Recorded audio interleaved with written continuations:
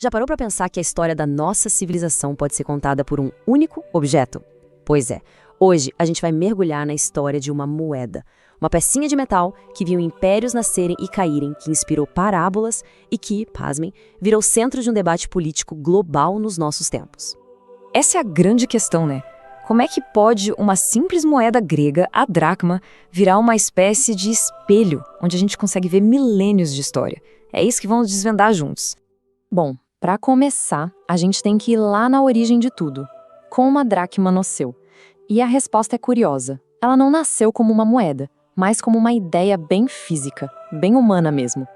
Olha que interessante. O próprio nome, dracma, vem de uma palavra grega, drasomai, que significa literalmente agarrar. A ideia original era que uma dracma era o valor de 6 pequenas barras de metal, os óbulos, ou seja, o tanto que uma pessoa conseguia segurar na mão. O valor nascia da capacidade humana. Incrível, não é? E claro, essa ideia do punhado evoluiu para algo bem mais sofisticado.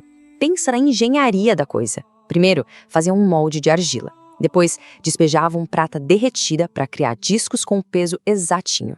E só aí, com uma martelada precisa, estampavam as imagens. E o detalhe mais importante de todos, a precisão do peso. Isso era a alma do negócio. E aqui está o pulo do gato da economia antiga. O valor de uma dracma não era uma promessa, não dependia da confiança em um governo, era um fato. O valor dela era o seu peso em prata, ponto. Era essa certeza que fazia dela uma moeda tão forte e confiável em todo o mundo conhecido. Então, com essa base de valor real, de prata, a dracma se espalhou. Mas ela virou muito mais do que só dinheiro. Ela se tornou um símbolo de identidade, de poder. Cada cidade-estado grega queria ter a sua. Vamos ver como isso funcionava na prática. E olha só a organização do sistema. Não era bagunçado, não. Tinha moeda para tudo. Para grandes negócios, como o decadracma, que valia 10 dracmas. E para o troco do pão, como o óbulo. E ali no meio, equilibrando tudo, a gente tinha a dracma, com seus 4,3 gramas de prata, servindo como a unidade de referência para todo o sistema. Tá, mas o que isso significava na vida real? Pensa assim. Meio dracma, que era uma moedinha chamada trióbulo, era o suficiente para pagar a diária de um trabalhador. Com essa única moeda, uma pessoa mais simples conseguia viver bem por um dia. Isso dá uma noção muito clara do peso que essa moeda tinha no cotidiano. E aqui a gente vê o orgulho de cada cidade. Não era uma moeda genérica. Cada cidade-estado, cada polis, fazia questão de cunhar seu próprio símbolo ali. Atenas tinha a coruja da deusa Atena, Corinto o cavalo alado Pégaso. Cada moeda era como um outdoor, uma declaração de independência e de poder. Agora vamos dar um salto no tempo. Imagine o cenário, século I, Império Romano dominando tudo. E no meio disso, a dracma, que já era uma senhora moeda, antiga e respeitada, ganha uma nova camada de significado. Uma camada, assim, eterna. Nessa época, na região da Judéia, circulavam 2 moedas lado a lado, a dracma grega e o denário romano. Para o povo no dia a dia, elas valiam a mesma coisa, mais ou menos um dia de trabalho. Mas Roma, para mostrar quem mandava, baixou um decreto dizendo que a dracma valia oficialmente menos. Era o poder imperial agindo direto no bolso das pessoas. E é bem no meio desse cenário de tensão que Jesus de Nazaré usa a dracma numa de suas parábolas mais famosas. Pensa na genialidade. Ele pega um objeto do cotidiano, uma moeda cujo valor todo mundo entendia perfeitamente, para falar de algo divino. Cada pessoa que ouvia sabia exatamente o peso do que tinha sido perdido. A parábola é simples, mas poderosa.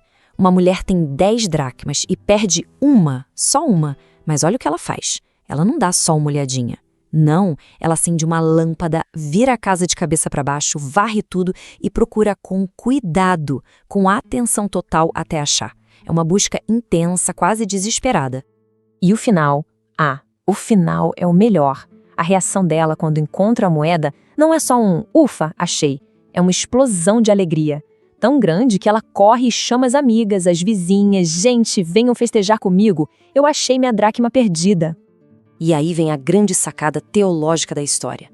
Pensa bem, a moeda fez alguma coisa para ser encontrada? Absolutamente nada. Ela estava lá, perdida, inerte.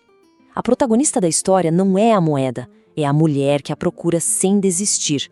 A mensagem é que a graça divina seria mais ou menos isso, uma busca ativa, incansável por aquilo que se perdeu, sem se importar se a coisa perdida merece ou não ser encontrada.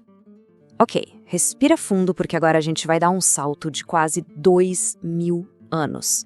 Vamos direto para o século XXI, onde o nome dessa moeda antiga volta com tudo, bem no olho de um furacão, a crise financeira moderna. Vamos recapitular rapidinho a história moderna dela. No século XIX, a dracma volta como símbolo da Grécia livre e soberana. Roda até 2002, quando sai de cena e entra o euro. Mas aí vem a crise financeira global depois de 2010 e o fantasma da dracma ressurge com força total no debate sobre o Brexit, a possível saída da Grécia do euro. E esse debate basicamente rachou o país. De um lado tinha o apelo emocional, né?